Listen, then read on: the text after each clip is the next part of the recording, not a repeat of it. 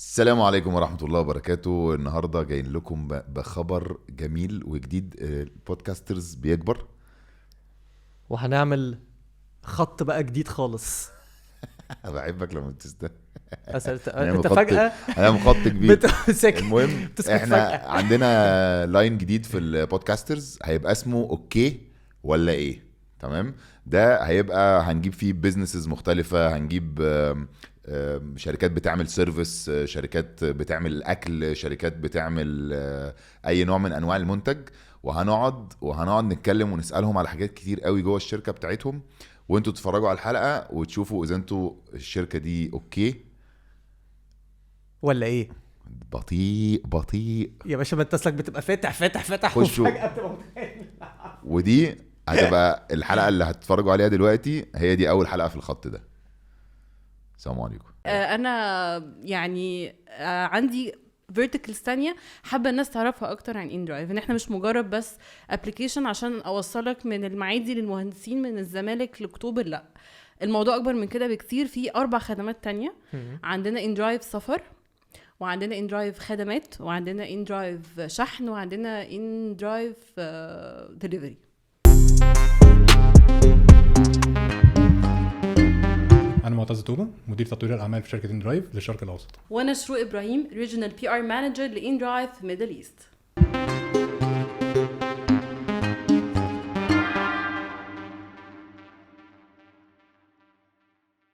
رجعنا لكم وحلقة جديدة مع البودكاسترز.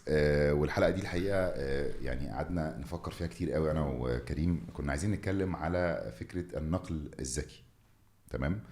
وبعد كده لقينا شركات كتير قوي قدامنا، بس أيوة قررنا ان احنا كنا هنجيب الشركة اللي انت بتفكر فيها دلوقتي حالا. بس بعد كده اكتشفنا ان في شركة تانية مش بس عندها النقل الذكي، عندها حاجات تانية كتير قوي بتعملها وحلوة جدا للمجتمع وليهم ولينا ولكل الناس، بس الحقيقة احنا ما كناش عارفين عنها.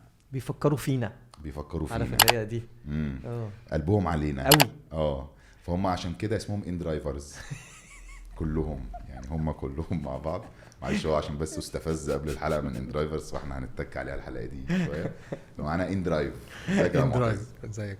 عامل ايه؟ الحمد لله. عشان بيقول لك انا ببقى استفز قوي لما حد يقول عليها InDriver. هي اسمها InDrive يعني مش InDriver. لا مش InDrive، بس هي كان اسمها InDrive. كان اسمها InDriver. طب تعالى بقى هنا InDrive. شفت صح صح يعني الإفيه طلع صح. انا عايز اقول لك، انا اصلا لسه كنت بحكي القصه دي. انا يوم ما جويند الشركه كانت اسمها InDriver، فانا كان عندي الهاسل دي اصلا كل شويه اقول لهم InDriver، يقولوا لي لا دي اسمها InDrive دلوقتي. فعشت في الحته دي كتير يعني. نخليها ايه دلوقتي؟ InDrive ولا هي InDrive؟ مفيش InDriver دي. متاكد؟ يس. بس InDriver كانت حلوه برضه. موافق على InDriver؟ ماشي خلاص بطل غلاسه بقى. لسه الراجل مش لوحده، لسه في شروق جايه بعدين، فاحنا خلينا نشيل الغلاسه للشروق. المهم اخبارك ايه؟ كله زي الفل. انتوا اخبارك؟ خلينا نتكلم بقى على الحركه اللي انتوا عاملينها، اللي محدش في جمهوريه مصر العربيه عاملها قوي، وفي ناس بتفكر تعملها، انا سمعت بس محدش عارف يعملها لحد دلوقتي. ان احنا بقى عندنا يا جماعه مشكله دايما مع النقل الذكي في اسعاره. بالظبط. تمام. هو طبعا في مشاكل كتير هنتكلم فيها، بس مشكله من مشاكله الاسعار.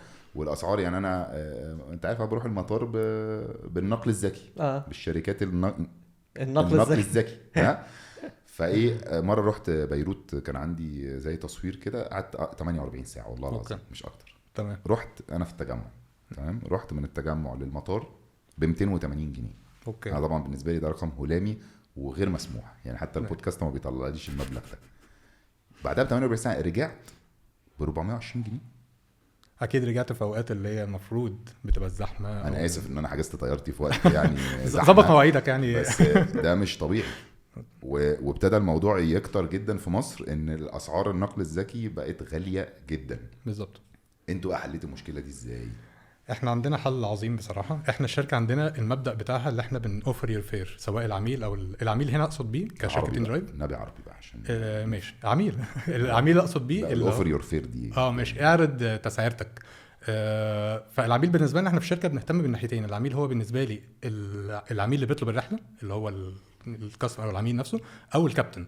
فهي بتبقى نيجوشيشن بين او تفاوض بين الناحيتين، اللي هو انا بحط السعر وهو مثلا الكابتن بيبعت لي سعر اعلى سعر اقل، فبيبقى عندي بيدنجز كتير او زي انا مثلا رايح المطار مناقصه كده عندك بالظبط. مناقصه فانا مثلا شايف انا من بيتي للمطار مثلا حطيت السعر، احنا بنحط سعر اولي مثلا 100 جنيه، فانا كعميل انتوا بتحطوه كان درايف بيبقى في سعر أوكي. كده زي ثابت ما ينفعش تقل، يعني الرحله تبقى هي بتحسبه يعني زي الجوريزم كده او زي لوغاريتمات في الابلكيشن نفسه بيحسب السعر الرحله نفسها، وبناء عليه ده زي بيبقى مينيمم رحله التسعيره اقل سعر للرحله. فالعميل مثلا انا طلعت لي 100 جنيه فطلبت الرحله، فبتجي لي بقى عروض من الكباتن، فانا بعرف ايه كعميل، بعرف نوع العربيه اللي هتيجي، بيبقى عندي كذا ريكوست او كذا عربيه بتطلع لي قدامي، بيطلع لي تقييم بتاع الكابتن نفسه، نوع العربيه، السعر، فممكن يطلع لي اسعار مختلفه، ممكن واحد مثلا يحط 105 واحد يحط 110، وببتدي انا ساعتها بقى اشوف ايه المناسب ليا. انا ممكن اخد ال 110 دي عشان العربيه دي اعلى شويه، التقييم بتاع الكابتن احسن. عندنا في كذا كلاس موجود عندنا، يعني مثلا عندنا في حاجه اسمها كومفورت او عربيه مريحه، دي بتبقى عربيات موديل اعلى شويه، يعني احنا بنقبل برضو عربيات من موديل، بس دي موجوده في كل بيتهيألي في كل بس احنا الفرق عندنا ايه، يعني انت في الابلكيشنز التانية انت بتختار قبل ما تطلب الرحله، انا بحط لك كل الاوبشنز دي قدامك وانت بتطلب الرحله نفسها، بتقدر تشوف الريكوستات دي كلها، وانت بناء عليها تختار بقى السعر المناسب ليك، التقييم المناسب ليك، بعد الكابتن عنك قد ايه، بيطلع لك مثلا 3 دقائق 5 دقائق، لو انت مستعجل كده رايح المطار مستعجل فعايز حد قريب، فبنحط لك كل الاوبشنز اللي قدامك اللي انت ممكن تستريح ليها كعميل. وفي نفس الوقت للكابتن انا عندي الحريه المطلقه اللي انا اختار الرحله دي او لا، انا مش بجبره اقول له لازم الرحله دي تاخدها، هو ممكن مش حابب يروح المطار، مش عايز يروح ناحيه المطار، هو عايز يشتغل في حته معينه، هو بيعرف اصلا هو رايح فين قبل. دي ميزه عندنا برضو، دي اكبر من اكبر المميزات للكابتن، اللي هو بيعرف الرحله من او منين لفين والتسعيره بتاعتها كام، ويقدر يفوض على الرحله. الحته دي لذيذه جدا، لان انا في الاول لما ابتديت استعمل الابلكيشنز دي من ايه مثلا 5-6 سنين مثلا كده، كان عادي كان كل ما اطلب رحله عادي في ثانيه يجي لي تمام في كابتن جاي وياخدني ومفيش حاجه. فجاه طلع موضه كده كل ما اطلب، والاسعار كانت لذيذه، كانت والاسعار كانت التاكسي وعشان كده سواقين التوكسي وقتها فاكر عملوا مظاهرات.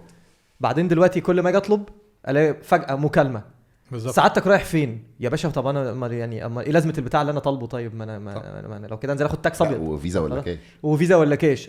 طب حضرتك ممكن تكنسل، ايه ده حضرتك ممكن تكنسل؟ طب ايه، طيب ما تيجي تقعد معايا، عايز تيجي تتغدى معايا بالمره؟ حابب تروح فين انت؟ حابب تروح فين وانا اركب معاك يا جماعه ده انت عايز توديني فين؟ ايوه بالظبط. فهي دي فعلا مشكله كبيره، يعني كلنا كنا بنواجهها كتير قبل كده، يعني اللي هو انا مثلا لما كنت بروح مشاوير مثلا زي المطار والحاجات دي كنت بطلب قبليها مثلا بنص ساعه عشان عارف ان انا اقابل المشاكل دي، هيجي لي حد يقول لي لا انا مش رايح هناك، او انت رايح فين، كاش ولا فيزا، هيقعد يسالني اسئله كتير دي قبل الرحله، فكنت باخد وقت قبليها شويه بحيث ان انا يعني قبل الرحله قبل ما اكون عايز ابدا المشوار بتاعي ب5 دقايق الاقي حد فعلا. فاحنا عندنا في الحته دي الكابتن بيبقى عارف هو رايح فين ونقطه البدايه والنهايه والسعر بتاع الرحله، واقدر انجيت عليها ككابتن عامه. فمحدش يقبل بقى. لا ليه، ما هو ممكن لو بيبقى في كذا اوبشن، مش كريم ما تتحلش بعت ل6 يقول لا والله مش لا ما هو دي الفكره، اللي احنا مش بتروح لحد وهو قابل ولا لا تروح للي بعده، احنا بتروح لكذا درايفر او كذا كابتن، وانت عندك انت بقى كعميل شايف ال10 كباتن دول يعني انا بختار السعر وبختار الكابتن وبختار العربيه بالزبط. وبختار المشوار بالظبط، وهو يا بيقبل يا ما يقبلش، ولو ما قبلش بيبقى هو العرض بيروح لكذا سواق. لا دي اختيارات كتير، انا مش هستعمل، انا بلوص، انا لو اديني اختيارات مش هعمل حاجه. بس يعني انا شايف ان دي اوبشن، يعني معظم الناس بيبقى حلو اللي هو يختار الحاجه اللي هو مناسبه ليه اكتر يعني. طب وانا لو اخترت ال100 جنيه ومحدش قبل بيها بعمل ايه بقى؟ ما هو انت في عندك اوبشن، مثلا لما بتيجي تطلب رحله ممكن عقبال ما الرحله تروح لكباتن انت عندك اللي انت زي زرار كده تقدر تزود الرحله مثلا 105 110 عشان مثلا انت حاطط سعر مش مناسب للرحله. هو كده السعر اللي بيتحط بيبقى مناسب ويبقى فير للرحله نفسها، بس هو بيبقى ممكن تزود شويه، اللي هو مش بيجي لي الكباتن مش بتقبل على السعر ده، طب انا ازود 5 10 جنيه كمان 20 جنيه، فبيبتدي يجي لك رحلات ساعتها على السعر اللي انت حاطه جديد. انا عامه كنت في لبنان برضو، انا اول مره عرفت ان درايف عرفتها في لبنان. انتوا واضح انتوا جامدين يعني في لبنان، في انتشار جامد بالظبط. عجبني قوي ساعتها ان انا فجاه بقى عندي الاوبشن، ايه ده انا ممكن اختار الرقم اللي انا ممكن. مفيش انتشار، مش فكره انتشار، هو فكره ان هنا انت عندك عربيه. لا وغير كده برضو بقى فاهم. لا والله ما اعرفش ليه هناك الناس يعني هتلاقي حتى وانت بتتكلم عن ناس كل يعني هو كان بيقول لك ان مصر اكبر من لبنان هنا صح؟ مصر اكبر دوله في الريجن او لا تمام، انا مش بقول كده، يعني بس ممكن يكون بسبب ان المنافسه هنا مثلا اكتر، فالكلام ما بيبقاش مش هتلاقي حد بيقول ان درايف على طول مثلا زي هناك في لبنان لا ان درايف يعني كل ما اكلم حد هو العادي اصلا. بالظبط، هي المنافسه هناك هي غالبا اقل او حاجه، بالظبط. فعشان كده يعني الدنيا في اسهل. 3 شركات مثلا في لبنان واحنا واحده منهم اصلا. اه ففعلا المنافسه اقل، والسوق هنا في مصر يعني كل الناس بتكون عايزه تشتغل فيه اصلا يعني فعجبني جدا انا بقى الموضوع ده، قعدت اقول لباسل عليه قلت له عجبني جدا الموضوع ان انا ينفع اختار انا عايز ادفع كام من قبل ما اركب دي. بالظبط. لذيذه قوي لذيذه قوي، لان انا كمان مش ما فيهاش مفاجآت، ما فيهاش يعني تحس كده ان انت نوعا ما الموضوع في ايدك اكتر بالزبط. ما انت اللي هو في حد بيقرر لك. بالظبط. فلذيذه في كده. بمناسبه اللذاذه بقى، انتوا عاده الابلكيشنز دي بياخدوا من السواق 20-25%، وساعات بيدوسوا اكتر والسواقين بيشتكوا وبيحصل المشكله بالزبط. المعتاده دي. انتوا بتاخدوا كام في المية؟ احنا اقل شركه في السوق بتاخد عموله من الكابتن، يعني احنا دلوقتي بتعتبر 9.9 من غير الضريبه، قيمه الضريبه المضافه يعني 11.3. احنا اقل، ودي تبقى اقل نسبه موجوده في السوق، ودي اللي مخليانا اللي احنا عندنا عدد كباتن اكتر في الابلكيشن بتاعنا او في الشارع، لان احنا يعتبر بنوفر اعلى ربح للكابتن. يعني مثلا الرحله ب 100 جنيه هناخد منه 11 جنيه مثلا، فالشركات التانية هياخدوا رقم اكبر، فاحنا الكابتن بيبقى عنده اكبر ربح. مره انا كنت راكب مع حد من المطار، بما اني ما بركبش غير المطار، وكان قاعد بيشتكي يوميا ان هم تقريبا واخدين، يعني هو قال لي هو انت دافع كام؟ انا بدفع فيزا طبعا. قال لي انت دافع كام؟ فقلت له دافع مش عارف 360 جنيه. قال لي لا هو ده انا واصل لي 180 حاجه كده. فابتدينا نحسبها لقينا اصلا ان قعد بقى يشتكي لي طول الطريق وبتاع. فهي غالبا دي مشكله. انتوا 11 دي ثابته ما هي الرقم الثابت ما بيتغيرش. والفكره انا عارف الكومنت ده عامه بسمعه انا، لان انا شغال في المجال بقالي كتير، بس يعني دايما باخد رحلات عشان اعرف دايما المشاكل اللي بتبقى ايه اللي موجوده على الارض يعني. فلو هو كان دايما بيسموها كده، احنا العربيه يعني السعر بيتقسم على 3: سعر يعني الشركه والبنزين واللي بيطلع لي، فهي بنزين كمان صح. فهو بياخد يعتبر زي تلت الرحله، لكن احنا عندنا بياخد 11% بس يعتبر، فبتبقى اقل نسبه موجوده. نيجي بقى في موضوع مهم جدا وهو مش مضحك خالص. أوكي. خالص، ومشكله كبيره جدا في مصر، مش في ان درايف ان سبيسيفيك يعني، مش خصيصا، ولكن في كل الابلكيشنز وكل الفكره صح. الجديده بتاعه النقل الذكي. اوكي تمام. انتوا في بتاع 5-6 شركات دلوقتي في مصر. بالضبط. السيفتي او الامان بالذات للمرأة يعني طبعا وللرجل اكيد كمان، بس يعني الستات بالذات اشتغل احنا بنهتم بيهم يعني بالظبط اهالينا. حته السيفتي دي طبعا يعني مش حتى على الاندرايف بس، هي على اي حد. والحمد لله اللي احنا دلوقتي في عصر، يعني انا كنت بقول دايما كده في الشركه عندي اللي الحاجات دي بتحصل من زمان على مثلا، يعني كانش في ساعتها النقل الذكي، كان على التاكسي بس، عشان ما كانش فيه بقى السوشيال ميديا والحاجات دي، فما كانتش بتنتشر بالشكل ده. لكن الحاجات دي طول عمرها بتحصل، بس احنا الحمد لله دلوقتي اللي احنا في عصر ان لو في مشكله بتحصل كله بيعرفها. بس بعيدا عن كل ده، كإن درايف احنا اول حاجه بنعملها كاوراق ان الكابتن يشتغل عندنا في إن درايف، اهم حاجه من عندنا ان الفيش الجنائي لازم اتشيك على الكابتن ده، هو الفيش بتاع الجنائي بتاعه هو عنده اي حاجه سابقه قبل كده ولا لا. فدي بتبقى اول ريكويرمنت بنسال عليه. طبعا بنسال على الرخصه والبطاقتين، لازم تبقى حاجات ساريه وكل حاجه، بس بالنسبه لنا الفيش ده اهم واول حاجه. ده اللي بيحصل برضو لما اكون رايح اشتغل في شركه جديده. هو بيعمل ايه؟ بيطلب مني اوراق معينه زي مثلا كذا وكذا وكذا، والفيش ده اللي بيضمن ان الشخص ده ما عليهوش اي سابقه قبل كده او عليه اي حاجه قبل كده يعني. فدي بتبقى حاجه عندنا. طبعا في الابلكيشن بتاعنا على الداتا اللي بتحصل لنا او بتجيلنا يعني، التقييم بيفرق. يعني مثلا انا كمعتذر كت وحصل اي مشكله اديت مثلا 3 نجوم، التقييمات دي بتفرق. الكومنتات الريفيوز اللي بتتعمل من العميل بتفرق. الكابتن بياخد بلوك على حسب المشكله. السيفتي طبعا فيه درجات يعني، او عشان البرسبشن بتاع السيفتي ممكن يختلف عندنا في مصر عن بره شويه. يعني مثلا لو انا كمعتز الكابتن كلمني بطريقه وحشه، ممكن اعمل ريبورت الكيس دي انها سيفتي، مع ان هي بس اللي حصل اللي هو مثلا حصل ميس كوميونيكيشن او الكلام ما كانش احسن حاجه، بس احنا بنريبورت دي اكنها سيفتي. بره بتختلف شويه المفهوم بتاع السيفتي. فاحنا عندنا زي البلوك بياخد او اسمها ايه بلوك الوقف الكابتن الايقاف بتاع الكابتن بيبقى على حسب نوع المشكله. فمثلا لو حاجه كانسليشن او الكابتن كانسل او طلب مثلا فلوس او ايا كان المشكله ايه، بياخد مثلا بلوك مثلا لمده ساعه ساعتين، ممكن ياخد لمده يوم. طبعا لما تبقى مشكله كبيره قوي بيبتدي احنا ناخد اكشن من الشركه عندنا. بناخد طبعا لما بيحصل اي مشكله العميل بيرجع للشركه عندنا يقول لنا مثلا اللي حصل كذا كذا كذا، فبنبتدي ندي لو مثلا بنتواصل مع الشرطه او ايا كان يعني المشكله جايه منين، بنديهم مثلا بيانات الكابتن ده حصل كذا كذا، ودي البيانات بتاعه الكابتن، والكابتن ده بياخد بلوك نهائي. وحتى لو جه يقدم بعد كده باي شكل ما بيتقبلش اوراقه اصلا، لانه واخد اوريدي بلوك او وقف من عندنا في الابلكيشن. فاحنا بنشوف التقييمات الريفيوز بتاعت العملاء، الفيش اللي بنطلبه من الاول، الحاجات دي كلها مهمه. وانا كعميل لما باجي اطلب حتى الرحله ببقى اشوف زي ما قلت لك في الاول، انا عندي اوبشنز كتير بشوفها، فبشوف الريتنج بتاع الكابتن، بشوف التقييمات اللي قبل كده السابقه من العملاء. يعني مثلا كريم ركب بس ركب، بتبتدي تكتب انت كومنت في اخر الرحله مثلا الكابتن ده ذوق مثلا، بتشوف انت ساعات كومنتات كده الكابتن ده كده، فانت عندك القدره ان انت تشوف الريفيوز القديمه اللي قبل كده وتقدر تقرر انت تاخد الرحله دي ولا لا. بس طبعا احنا بناخد الموضوع ده بشكل يعني عندنا طبعا سبورت 24 ساعه لو حصل اي مشكله، عندنا زر طوارئ في الابلكيشن، عندنا ممكن اشير الرحله دي مع حد من قرايبي، يعني مثلا لو رحله لايف مثلا او انا فيها حاليا بشارع مع حد مع اصحابي او من العيله فيقدر يتراك الرحله دي. فكل حاجه بتبقى دوكيومنتد، بتبقى موجوده، الريفيوز الريتنجز الحاجات دي كلها بتفرق وبناخدها بشكل انا بقى قريب بقيت بشوف بقى كتير في الحته دي، اطلب كابتن يجي لي هي نفس العربيه بس كابتن مختلف.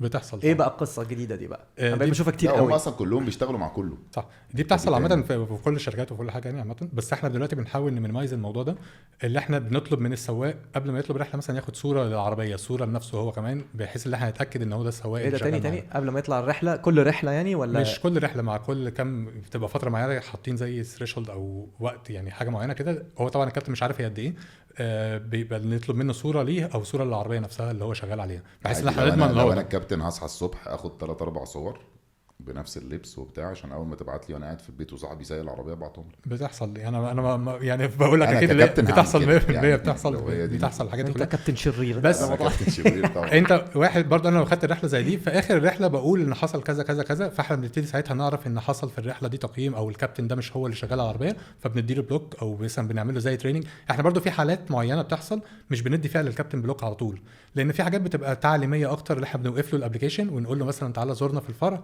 بندي له زي تريننج او تدريب اللي هو ازاي يستخدم الابلكيشن بشكل، عشان برضه ما نبقاش ظالمين حد معين في موقف معين. مش بتكلم اللي هو حد يروح يغير يعني، دي مش حاجه صح يعني، بس انا قصدي اللي احنا مش كل حاجه بتاخد فيها بلوك يعني. بس لا انا بقيت قريب بشوف الموضوع ده كتير يعني، دايما بقيت العادي اصلا. انا حصلت لي كذا مره قبل كده وانا شغال في الشركه، بقول لك انا كنت قبل كده مع حد مثلا رخصه باباه وكل حاجه، وواحد تاني ابنه اللي نازل معايا يقول لي خدت العربيه من بابايا بس ونزلت اسوق، فبتحصل اوريدي. طب عملتوا ايه في مشكله التاكسي؟ انا عارف ان انتم ما كنتوش موجودين اصلا في مصر وقت ما حصلت الهوجه، لما ابتدوا النقل الذكي وابتدت سواقين التاكسي ابتدت تعترض وتعمل مظاهرات وتتضايق وبتاع. بالظبط. الناس دي رديتوهم ولا برضو انتوا جايين؟ الناس دي شغاله معانا اوريدي يعني من زمان اصلا، من ساعه ما بدانا يعتبر. احنا عندنا نسبه يعني سواقين تاكسي او عربيات تاكسي، مش سواقين تاكسي بس عربيات تاكسي، لان في سواقين تاكسي كتير دلوقتي جايبين عربيات خاصه وبيشتغلوا بيها كايجار يعني. بس احنا عندنا في ان درايف الموديل بتاع التاكسي نفسه موجود في الابلكيشن، يعني انت ممكن تطلب رحله تلاقي تاكسي جاي لك. بس طبعا في ساعات عملاء يقول لي انا طلبت رحله يجي لي تاكسي والحاجات دي كلها. انا كعميل زي ما قلت، انتوا شغالين التاكسي الابيض شغال معانا مع ان درايف، معانا موجود معانا. أوكي. بس الفكره بتبقى في ايه؟ دي نفس الفكره كنت بقولها قبل كده اللي احنا عندنا. يا جماعه الحاجات ما شاء الله عليكم موجود كل يعني حاجه. بقى السواق الكابتن الواحد ما شاء الله شغال في 42 شركه، شغال تاكسي وشغال سواق خاص عند مدير عام وشغال في شركات المنافسه وان درايف وكله. انا عامه كنت بقول كده من زمان، سواقين التاكسي عندهم ايدج او حاجه زياده عن اي حد تاني معاه عربيه بيشتغل فيها في ان درايف، ان هو عنده نوعين من العملاء. هو عنده كده العميل بتاع الشارع يقدر ياخده، يعني ما ينفعش عربيه مثلا واقف لحد في الشارع يعني. هو عنده العميل بتاع الشارع وعنده الابلكيشنز يقدر يشتغل عليها بالليل مثلا، راح في حته بعيده يقدر يفتح الابلكيشن، فهي دخل زياده ليه اصلا. احنا في ان درايف احنا فاتحين التاكسي كموديل، ودي زي هرجع لاول نقطه خالص، انا قلت العميل بيبقى عنده اوبشنز كتير يقدر يختار منها.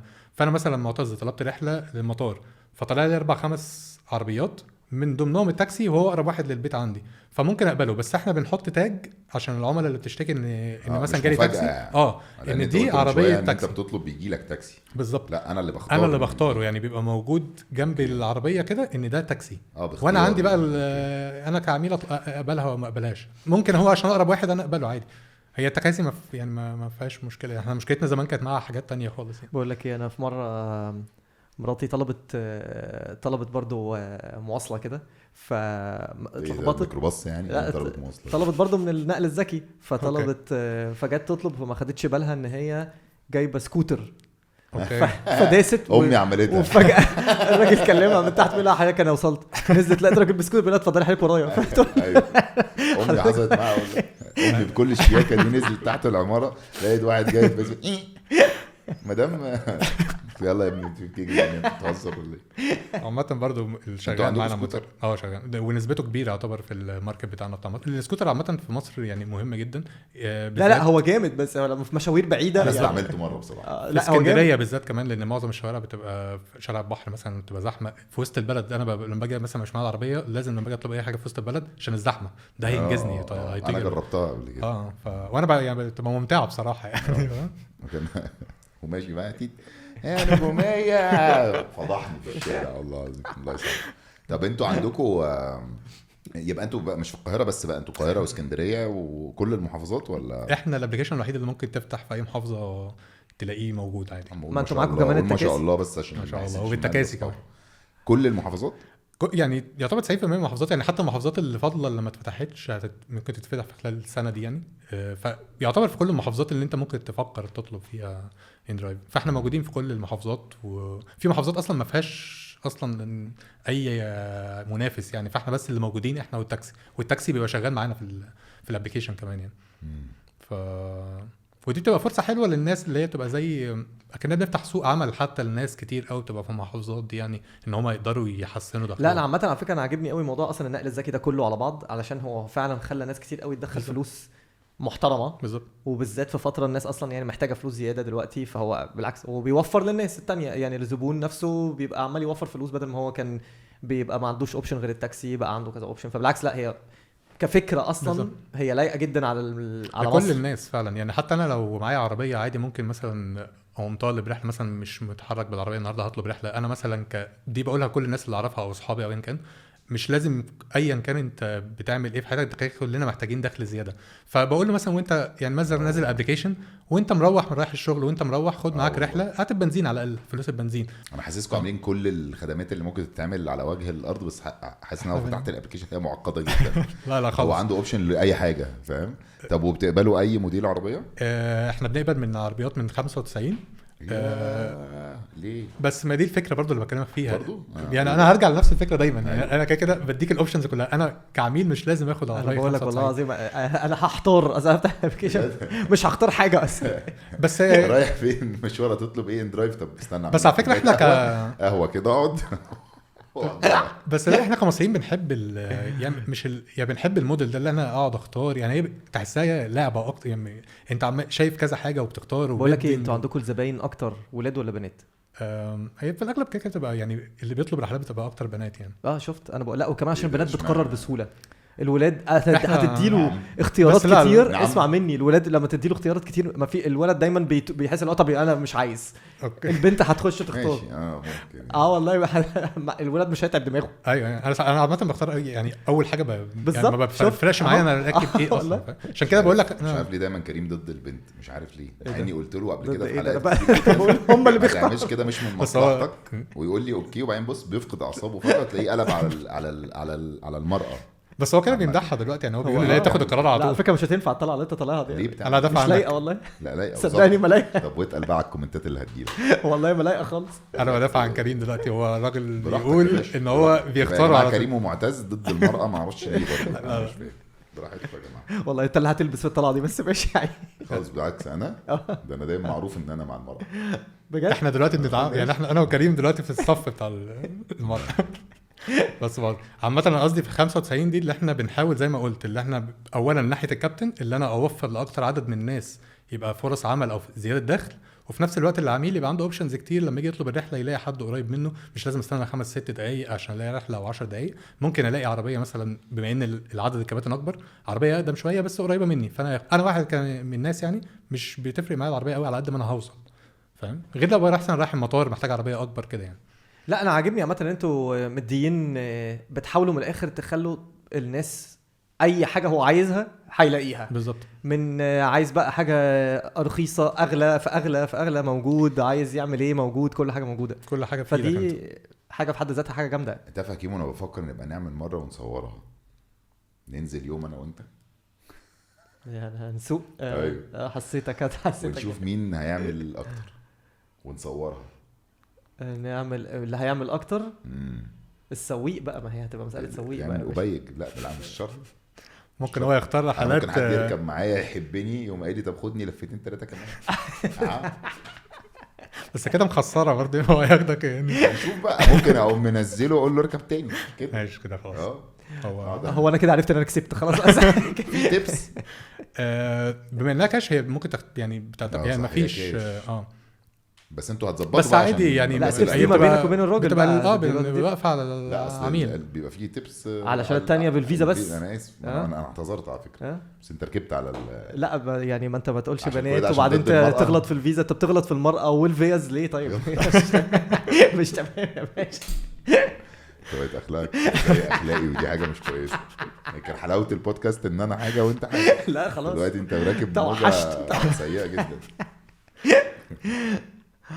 طب احنا عايز تقول حاجه ولا ندخل بقى شروق عشان نتكلم بقى على المفاجآت اللي ما حدش يعرفها عن اندرايف؟ ندخل بقى شروق تكمل بدل ما ناخد كل حاجه منها. نسيب لها حاجه بقى نتكلم فيها بقى. هتمشي ولا قاعد معانا؟ لا استنى شروق.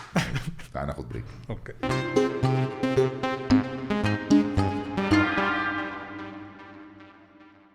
رجعنا بقى النص التاني من الحلقة، وبما ان انا طبعا زي ما انتم عارفين انا مناصر للمرأة. What a nice joke. ايه حلوه النكته دي. علشان انا مناصر للمرأة وعشان انا عارف ان المرأة ممكن تشتغل على 5-6 حاجات في نفس الوقت، جبنا بقى ايه شروق علشان تشرح لنا كل الحاجات التانية اللي اندرايف بيشتغلوا فيها. قولوا لنا بقى كده يا شروق المفاجآت. انتوا بس ايديكوا قبل في حاجات شروق كتير قوي. قبل شروق عجبني عيب عليك. وانا لا، كمان عجبني عجبني اللينك ما بين ان الست بتعمل حاجات كتير في ان اندرايف. الله انه اندرايفرز حاجات. لا وخلي بالك اندرايف بتدعم المرأة جامد زي كريم كده بالظبط. لا ده اشتري. انا عادي ممكن اقوم امشي افوش فريق. انا صاحب الليله صاحب الكوره. اقوم امشي. احكي لنا بقى كده. انا عرفت ان انتوا عندكم مليون الف حاجه داخلين فيها في حته النقل الذكي وبره بقى النقل الذكي كمان. تعالي نبتدي الاول نكمل في حته النقل. انتوا بتعملوا ايه تاني؟ انا هقف يعني انا سوري هبدا من مطرح ما معتز خلص. يلا معتز رايد هيلينج. احنا بقى في اندرايف قصتنا اكبر من كده بكتير. معتز ماله؟ رايد هيلينج يعني اللي هو النقل الذكي. سلامته الف. النقل الذكي. انا يعني عندي فيرتيكلز تانية حابه الناس تعرفها اكتر عن اندرايف، ان احنا مش مجرد بس ابلكيشن عشان اوصلك من المعادي للمهندسين من الزمالك لاكتوبر. لا، الموضوع اكبر من كده بكتير. في 4 خدمات تانية. عندنا اندرايف سفر، وعندنا اندرايف خدمات، وعندنا اندرايف شحن، وعندنا اندرايف ديليفري. خدمات وشحن وديليفري. خدمات وشحن وديليفري وسفر كمان. انت لخبطتني. ماشي. طب تعالي نبتدي بحاجه فيهم بس كده. تحب تبتدي بايه؟ بالسفر. احب السفر انا. طبعا هي خدمه مهمه. احنا في مصر تقريبا كل شهر بنعمل متوسط 400,000 رحله اندرايف سفر بين المحافظات. معتمد على نفس الكونسبت بتاع النقل الذكي، الرحلات العاديه. ماشي. هو نفس الكونسبت. انا اللي بحدد سعر الرحله مع السواق وبنقعد نيجوشيت مع بعض. وبحجز من القاهره لاسكندريه. يعني انا مثلا كنت لسه في اسكندريه من قريب، طلبت اندرايف سفر، حجزتها قبليها بيومين. كنت لسه هسالك فدي من قبلها بقى بشويه. بخش بكتب ان انا الديستنيشن اللي انا رايحاها، الوجهه اللي انا رايحاها او المدينه، وبحط سعر الرحله اللي انا يعني بيبقى طبعا في حد ادنى، وانا بحط بالبيدنج بختار العربيه. بيجي لي بقى طبعا صوره العربيه بالتقييم بتاع السواق، بشوف الكومنتات بتاعت الناس اللي كانت معاه قبل كده كان مبسوطين ولا لا. ده الرفيق قبل الطريق. ده السفر بقى. احنا على سفر بقى. محتاجين بقى ايه. فدي خدمه مهمه جدا في اندرايف. ده اندرايف سفر، وهي خدمه مهمه جدا ومؤخرا بتنتشر في مصر بشكل كبير. احنا كمصريين بنتحرك كتير. يعني انت عندك موسم الساحل كنا شغالين حلو جدا فعلا. انتي اصلا كشروق بتتحركي كتير برضو يعني. زي المصريين بالظبط. احنا كمصريين. وكمان مثلا عندك موسم الجونه والعين السخنه، البحر الاحمر في الشتاء، فطول الوقت بقى. والناس اللي تشتغل مثلا في القاهره وما من اسكندريه، فطول الوقت فيها تاخد بقى في الحته دي. مش دي اندرايف. ده سفر. ده سفر. عندنا بقى خدمه كاش هي- برضو؟ كاش كله ده كاش مفيش كله اي حاجه كاش. فيزا؟ اوكي. لا معتز قال لك بقى لا انا قصدي كل حاجات ان درايف. ايوه هو نفس الموديل بنفس الفيتشرز بنفس كل حاجه بس باختلاف الخدمات. ماشي. دي اول خدمه. ماشي. في خدمه انا حباها قوي وحابه اتكلم عليها بشكل اكبر، هي ان درايف بقى خدمات بعيده كل البعد عن العربيات. انت دلوقتي عندك الحنفيه ضربت، هتخش على الابلكيشن تطلب سباك، الاوكرا نسيت المفتاح الشقه جوه، عايز نجار يجي يغير لك الكالون في ثانيه، بدل ما تروح تطلب وتدور والبواب يسألك. نفس القصة لو أنا مثلا في البيت عايزة أعمل باديكير مانيكير، حد يعمل لي شعري، عايزة أجيب حد يبقى يصلح لي التكييف، الموبايل دي بجد أنا عندي تحيز، مش تحيز بس أنا حابة قوي الخدمة دي. لأن أول حاجة أنت عندك فئة من الناس دي اللي هم بيبقوا الحرفيين دول، بيبقوا تحت رحمة دايما صاحب الورشة صاحبة المحل. لو مشي رزقه اتقطع، انا فاتحه له الابلكيشن بقول له اتفضل سجل، وطبعا بتاكد ان هو نفس طبعا الفيش والتشبيه اكيد. ففكره دي ليها بعد انساني بالنسبه لي انا، ان هو الحرفي ما بيبقاش تحت رحمه الراجل اللي شغال عنده، لا هو الابلكيشن مفتوح والخدمه دي شغاله كويس جدا في مصر. وحلو ان هو في نفس يدخل الابلكيشن ودي ابلكيشن في نفس الابلكيشن هي بتاعت اللي بطلب ما انت منها. ما انت بتخش بتلاقي عندك اندرايف خدمات مدن كل حاجه. طب وبتشتغل يعني بيبقى هو برضو زي الكابتن عامل اكاونت لنفسه، انت بتطلب فيش تشبيه ومش عارف ايه كل الحاجات انت دي. مثلا بطلب نجار، فبقول انا عايزه نجار، فبيطلع لي بقى سعر برضو نفس هي نفس الحاجه في كل المحافظات. لا ريسنتلي احنا مينلي القاهره واسكندريه، وبقينا في محافظات منصوره دمياط طنطا الاسماعيليه. بس دي عامه حلوه قوي عامه الحوار ده، لان انا كان في واحد صاحبنا زمان كان عامل ابلكيشن زي دي زمان، بس كان اسمها في الخدمه وكانت شغاله حلو جدا، فباعها هو غالبا او كده.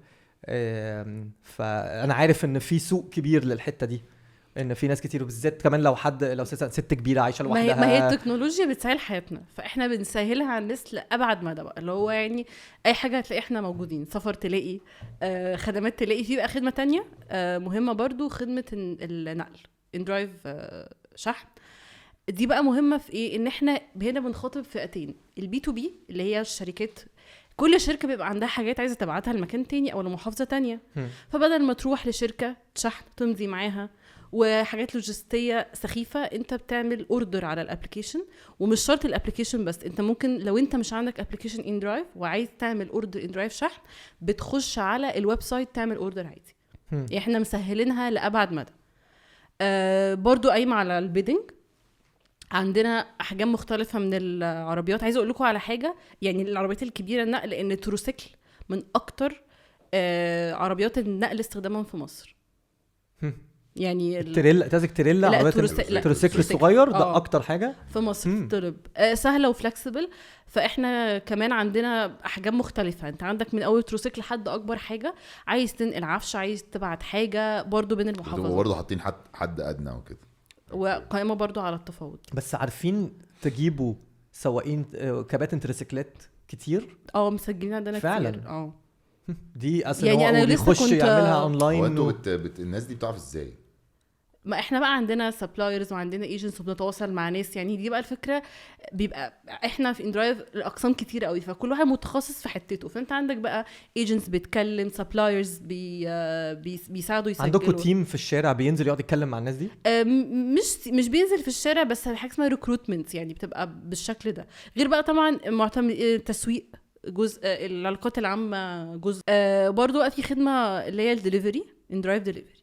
ده بقى دليفري ايه، اكل يعني ولا لا إيه؟ لا مش اكل. مثلا انا عايزه ابعت حاجه صغيره بقى، ده الحاجات الصغيره. مثلا عايزه ابعت حاجه لحد في مكان تاني، يجيب لي حاجه كرتونه فيها حاجه. برضو في اندرايف سفر انت ممكن تبعت حاجه سفر. يعني مثلا عايزه ابعت حاجه، مش عايزه ابعتها مع الدليفري، ابعتها مع اندرايف سفر. فالسفر بيتقسم اكنه اشخاص وبرضو لو انت عايز تبعت مقتنيات يعني. لا انتوا بجد داخلين في كل حاجه. حتى قلنا وقتها ايه اكتر الخدمات اللي كانت مطلوبه، وقت صيانه العربيات، تصليح التكييف، التنظيف. وعملنا في رمضان خدمه كانت لذيذه جدا، ان انت ممكن في رمضان تطلب حد يجي يساعدك تحضر عزومه رمضان يا سلام. والله يعني انتوا ما فيش حاجه مش موجوده يعني. دي كانت خدمه حد يجي يساعدني دي جامده قوي. عمل عندك عزومه كبيره. ما فكرتش فيها قبل كده بتعمل بصراحه. عزومه جايبه 20 واحد، فانت فكرت كانت على المطبخ ابلكيشن لذيذة. مفتوحه، يعني اسمها خدمات شهر رمضان، لذيذه قوي دي. وكان عليها اقبال حلو جدا جدا جدا. واطلب مثلا واحد بيعرف يعمل بسبوسه، لا انا هو ما بعرفش اعمل البسبوسه. هو بيجي يحضر مش بيطبخ بس، هو بيجي يساعدك في التحضير. يعني حتى لما عملنا لها دعايه تحضير مائده الطعام والتنظيف بعد الافطار، يعني تقديرا ان الناس في رمضان بتبقى منهكه من كميه العزومات ايوه لا صح. عامه الفكره بجد حلوه عجباني. بس انا شايف ان هي ملهاش ليميت، يعني هي ممكن اي حاجه. يعني انا اخش انا اقدم انا طباخ، هتقولي لي لا عادي صح؟ انت تنور، انت لو انت بالذات لا تنور. مش قصدي، يعني قصدي لو دخل طباخ عمل في الابلكيشن بتاعتكم وانا في حد عايز طباخ يجي عشان عزومه، هيطلبوا من اندرايف برضه ولا لا؟ عينينا ليك. لا حول ولا قوه. ايوه ما انا برد عليك. يا بنتي انا جايبه بشتري منك كيس شيبسي، بقول لك ماشي. في الاوبشن في ولا الأوبشن. مفيش؟ في الاوبشن. في يعني هو ملوش حدود، هو ده اللي قصدي عليه. بالظبط. اي حد عنده شغلانه ممكن يخش لا هو برضو بيبقى فيه شغلانات متحدده على الابلكيشن، يعني مش يعني في لسته بيختار هو يعني بيختار منها. بالظبط. مش بس هي بتتوسع يعني. أوكي. هي كتيره صعب انا احفظها او حد يحفظها، بس هي مثلا انت عندك اللي هي الريبير، التصليحات، الصيانه، عندك بقى كاتيجوريز منها. انت عندك التصليح جواها تكييف، وجواها ده في فني تكييف، وفي بتاع موبايلات، وفي بتاع كمبيوتر، فهي بتبقى كاتيجوريز تحتيها حاجات كتيره. حلو الحوار ده حلو ان كل الابلكيشن كل الكلام ده تحتيها يعني.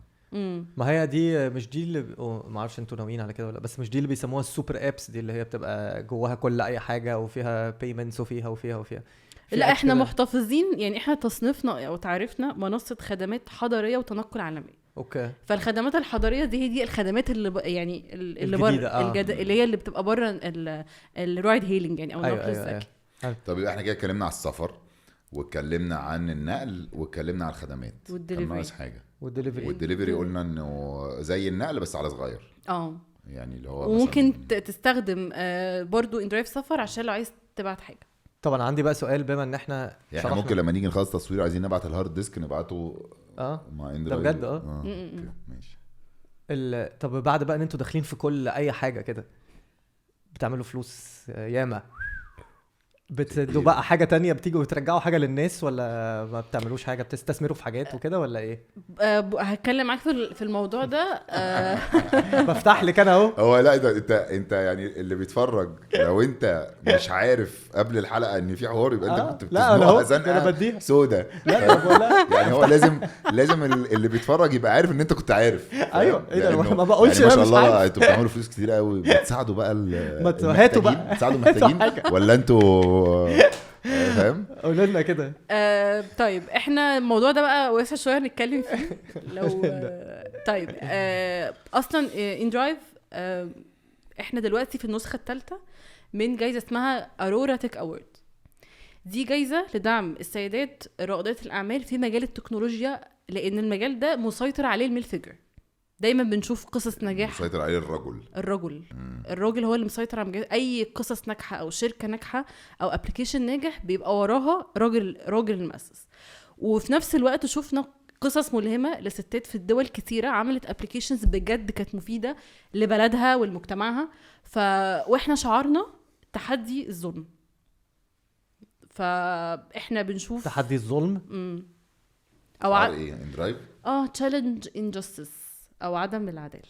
اوكي خبرت انا قلت شعاركم هيبقى وصل زميلك مثلا، او اعمل سبوبه زياده. ده في بقى سلوجن تاني، دايره باهلها بقى، ده يعني دايره باهلها بقى. انا ماشي حلوه مزجاني، لكن هو ده شعارنا اللي احنا على اساسه بنعمل مبادرات كتيره، فمن ضمنها الجائزه النقديه دي لأرورا تك أورد. طب ودي انتوا بتختاروا منها الناس على اساس ايه؟ احنا في لينك اسمه www.aurora.award.com.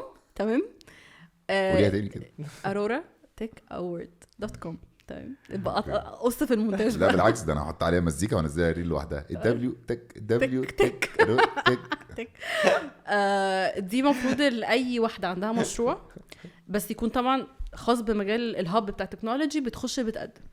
وطبعا في جورز واللي كان تحكيم وشورت ليست. السنه اللي فاتت الاديشن اللي فاتت بتعملوا لها بقى ايفنت وكده وبيروحوا طبعا وبتاع. السنه اللي فاتت، ما انا جاي لك اهو في الكلام. السنه اللي فاتت في شهر 3 بالتزامن مع الاحتفال باليوم العالمي للمراه اعلنا عن الثلاث بنات اللي فازوا. للاسف ما كانش فيهم حد من الشرق الاوسط، ومهم قوي من مصر يكون في طبعا بنات تسجل.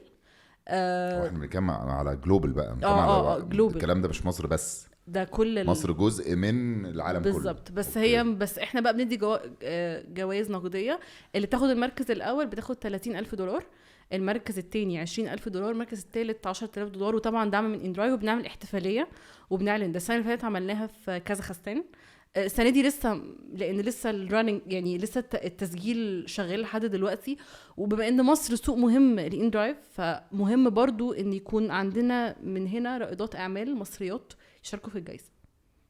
يعني مهم. طب وكم مصريه قدمت السنه اللي فاتت؟ السنه اللي فاتت وصلت من ضمن التوب 40 بنت مصريه كانت عامله ابلكيشن لمساعده الاطفال اللي عندهم اوتيزم يعني.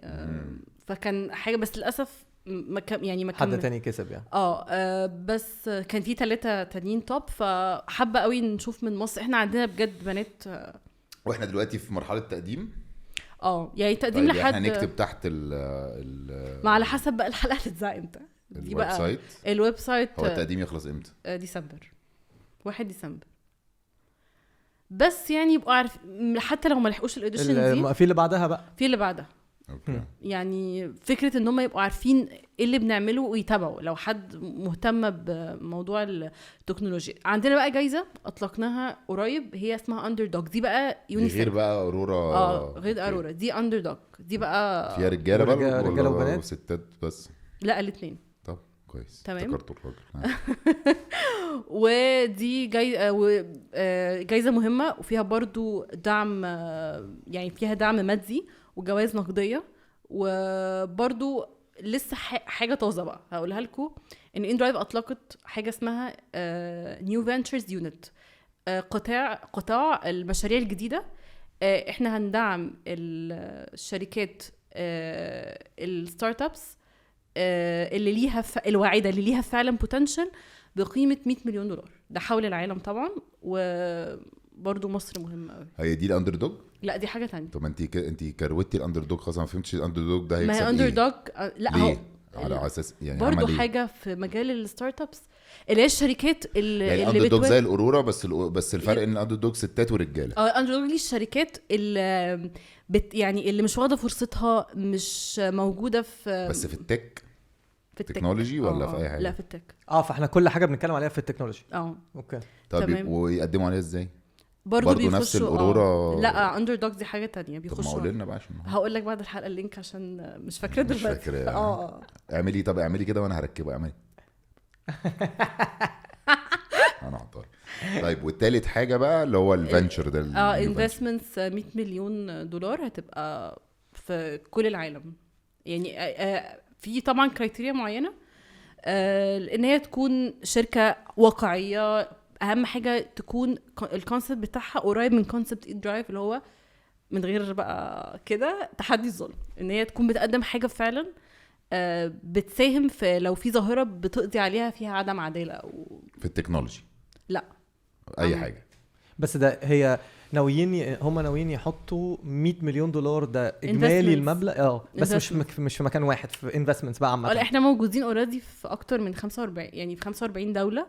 فتقريبا وحد ان عملتوا انفستمنت معاه؟ احنا لسه علينا النهارده. والله $100 مليون دي. فكده فافتكرونا يعني يا باشا. انا بس فاندرايف مش مهتم خالص. ايه ده خالص. طب انا هقدم في الاندر دوج اي حاجه. فاحنا كده متهيألي اتكلم يعني مفيش حاجه تانية نسيها. ده هي بتنهي الحلقه اصلا. وكنا معاكم في البودكاست. لا انا بفكر معاكم بصوت عالي. ايه دول هيطلبوا مني فلوس وبتاع. ايه اللي ممكن تاني خدمات؟ تمام كده.